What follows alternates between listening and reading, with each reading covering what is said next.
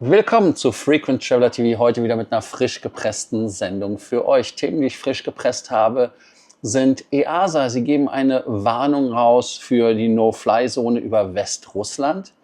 787-9er für Lufthansa kommt bald. Und Allegris Business Class hat einige kuriose Einschränkungen. Es gab da schon Pipi-Box-Parolen bei den Crews, wo ich mich unterhalten hatte und auch mit Leuten. Aber es zeichnet sich wohl ab, dass es stimmt, dass wohl nur 4 Plätze benutzt werden können. Ja, dann geht es weiter mit dem Thema Swiss. Die haben die Grand Suite, eine neue First Class, und zwar nicht eine Kopie von Allegris. Ist schon eine Kopie, aber sie haben ein Feature, was keine Kopie ist. Kostet 3-fachen Preis anscheinend. Gucken wir uns mal an. Und Alaska Airlines hat Atmos Rewards gestartet. Und da gibt es auch eine interessante Entwicklung, nennen wir es mal so. Da kann man wählen, wie man Meilen sammeln möchte. Vielleicht ist das etwas, was Beispiel für andere Programme sein könnte. Ihr denkt dran, den Kanal zu abonnieren, die Glocke anzumachen, ein Like dazulassen, aber auch zu kommentieren. Zu abonnieren kommt aufs Cool und dann geht das auch direkt weiter. Ja, die EASA verlängert die No-Fly-Zone über Westrussland. Angefangen hatte das ja mit dem Abschuss der E-190 von Azerbaijan Airlines über dem Kaspischen Meer. Die Notlandung endete ja leider mit 38 Todesopfern. Das Ganze war am 25.12.2024. Und damit ist der gesamte russische Luftraum westlich des 60. Längengrads Ost als Risikozone klassifiziert. Die No-Fly-Zone-Empfehlung wurde bis 31. Januar 2026 verlängert. Und zwar ist es so, dass in Russland die Korridore für zivile und militärische Luftfahrt nicht klar voneinander getrennt sind. Es gibt in Russland weitenteils GPS-Jamming logischerweise. Gefahr durch die Verwechslung mit militärischen Zielen, die da sind, besonders durch die Drohneneinsätze aus der Ukraine. Heißt also, dass man natürlich ein Problem hat. Und die EU-Fluggesellschaften, ja, die betrifft das nicht. Ja, die fliegen ja eh nicht durch Russland und dürfen da auch gar nicht fliegen, weil die Russen halt gesagt haben, das nicht und die Europäer wollen es auch nicht. Die Airlines aus China und anderen Drittstaaten ignorieren die Empfehlung weiterhin. Ja, das ist natürlich immer wieder kritisch und das ist auch ein Grund, warum viele unserer Concierge-Kunden gerade nicht mit diesen Fluggesellschaften fliegen, die über Russland fliegen.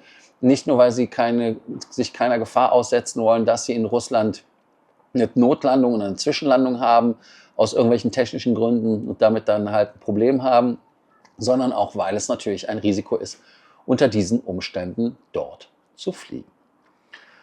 Lufthansa erhält erste Boeing 787 mit Allegris Business Class, aber mit Einschränkungen bald. Und zwar die Auslieferung soll noch diesen August passieren. 35 oder 34 weitere sind bestellt, also 35 mit der die kommt.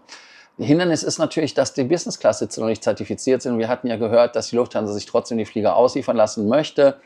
Aber die Crashtests stehen entweder noch aus oder aber sie sind abgeschlossen, aber das Papier ist noch nicht unterschrieben und die Tinte quasi trocken, dass das auch alles okay ist, weil das die FAA machen muss. Die Lufthansa übernimmt die Flugzeuge trotzdem, um schnell die Einsatzfähigkeit zu erreichen, und es gibt eine Übergangslösung. Man benutzt nur diese bereits zugelassenen Sitze und das sind nur 4 Stück. Und der Rest der Business Class bleibt leer. Die Economy und die Premium Economy, die werden natürlich vorher benutzt, da gibt es kein Problem. In 2025 sollen noch 10 neue Dreamliner kommen, 14 weitere.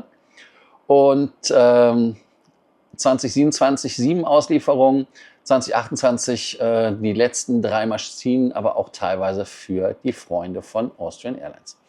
So, jetzt gucken wir uns noch mal genauer an, was ist das mit den 4 Sitzen? Und zwar nur die 4 von 28 Sitzen sind zugelassen, vermutlich nur die vorderen Suiten in Reihe 1 nutzbar. Und die Ticketverfügbarkeiten reflektieren das, weil es gibt nur die Verfügbarkeit für die Buchungsklasse J und C. Und was heißt J und C? Teure Preise. Und die erste Strecke ist ja ab 9. Oktober nach Montreal geplant. Und wirtschaftlich ist das Ganze natürlich relativ fragwürdig, weil die Langstreckenflüge mit nur 4 Business-Sitzen kaum rentabel sind. Und klar, man tauscht aus gegen den 340er, aber hat damit dann einen, soll man sagen, kastrierten 787 Boeing-Flieger. Und ja, ich bin mal gespannt, wie lange das dauert, bis die Sitzfreigabe dann endlich kommt. Ende des Jahres ist es angepeilt. Aber 4 Sitze da zu benutzen, die da, ja, ich sage jetzt mal von 28, schwieriges Thema. Montreal, was genommen wird, ist ja eine Destination, die nicht jetzt unbedingt eine große Business-Class-Dichte hat vom Verkauf her. Deshalb nutzt man die Strecke auch. Aber es stellen sich doch einige Fragen. Und eine Frage ist zum Beispiel, würdet ihr diesen Dreamliner-Flug zu einem Höchstpreis buchen, wenn es nur 4 buchbare Business-Sitze gibt? Und, oder sagt ihr, nee, das Preis-Leistungs-Verhältnis stimmt nicht? Oder seid ihr First Mover, First-in-Line-Guest und sagt, hey, das ist cool, das will ich ausprobieren? Oder nur mit Meilen oder Upgrade, wobei ich nicht glaube, dass das so direkt funktionieren wird. Und oder er sagt, nee, egal, ich fliege eh nicht mehr Lufthansa, ich fliege mit anderen Fluggesellschaften. Und da bin ich mal gespannt, wie ihr diese Thematik seht. Aus dem Lufthansa-Konzern gibt es noch eine zweite Meldung zum Thema First Class. Und zwar gibt es die sogenannte Grand Suite. Und die Grand Suite in der neuen First Class, die klingt erstmal so nach dieser Doppelkabine, die man in der Mitte hat. Aber nein, damit ist was anderes gemeint. Swiss integriert ab 2026 in Airbus 350 die neue Swiss Senses First Class. Und das Highlight ist die Grand Suite. Und zwar soll es dann verbunden sein, 2 Suiten zu einem privaten Bereich. Und die Details dazu sind, dass es 1,80 Meter hohe Wände gibt, die Privatsphäre bieten, die Nutzung als Büro, als Schlafzimmer oder Restaurant möglich und Platz für 3 Reisende. Ja, ganz genau. Das heißt, die Mittelkabine und die Fensterkabine werden kombiniert. Da kommt irgendeine Wand rein, keine Ahnung wie. Und der Preis ist speziell über die Swiss First Class Hotline nur möglich und entspricht etwa dem Dreifachen eines regulären First Class Tickets. Gut, macht natürlich Sinn, wenn da 3 Leute drin fliegen, dass es das Dreifache ist. Und es sollen auch auf die 330er und auf die 777 Boeings umgerüstet werden. Und ich versuche mir das gerade bildlich vorzustellen. Wie seht ihr das? Sucht ihr auch gerade im Kopf, wie sieht das aus? Auf jeden Fall ist es so, dass natürlich die Frage sich stellt, was haltet ihr von dieser Grand Suite? Ein Luxusprodukt mit einem dreifachen Preis. Ist das endlich erstmal das First-Class-Erlebnis? Ist es das, wo man sagt, hey, das ist die Antwort auf The Residence, zwar ohne Dusche und so, aber trotzdem? Oder ist es halt wirklich übertrieben und steht in keinem Verhältnis, zumal ja viele Leute sich über diesen Doppelsitz in der Mitte beschweren? Oder ist es etwas, wo ihr sagt, naja, für Paare und Geschäftsleute ist es vielleicht doch durchaus interessant? Oder ihr sagt einfach, naja, nee, komm, First Class ist schon zu teuer, das ist auch zu teuer für mich. Da bin ich mal gespannt, wie ihr das Ganze bewertet. Da bin ich mal auf eure Antwort gespannt. Auf School. Ja, schreibt einfach auf School oder hier auf die Kommentare. Alaska Airlines startet ein neues Vielfliegerprogramm, das ist Atmos Rewards. Ich hatte ja davon berichtet. Und es werden auch damit die Programme Mileage Plan und Hawaiian Miles eingestampft. Das neue Punktesystem ab 2026 und die Statuslevel sind quasi Silber, Gold, Platin, Titanium und Ruby, Sapphire und die letzten beiden sind Emerald-Status. Punkte sind 20.000 für Silber, 40.000 für OneWorld, Platinum 80.000, Titanium 135. Und Titanium-Mitglieder erhalten Business-Class-Upgrades auf Langstrecken ab 2026, Nutzung von Upgrade-Zertifikaten ab 1. Oktober 2025. Aber das Spannende an dem Programm ist die flexible Punkte-Sammelmöglichkeit. Und zwar, ihr könnt wählen, ob ihr 1 Punkt pro geflogene Meile bekommt, also dieses umsatzbasierte, dann Ticketpreis 5 Punkte pro US-Dollar oder Segmentanzahl 500 Punkte pro Flugsegment.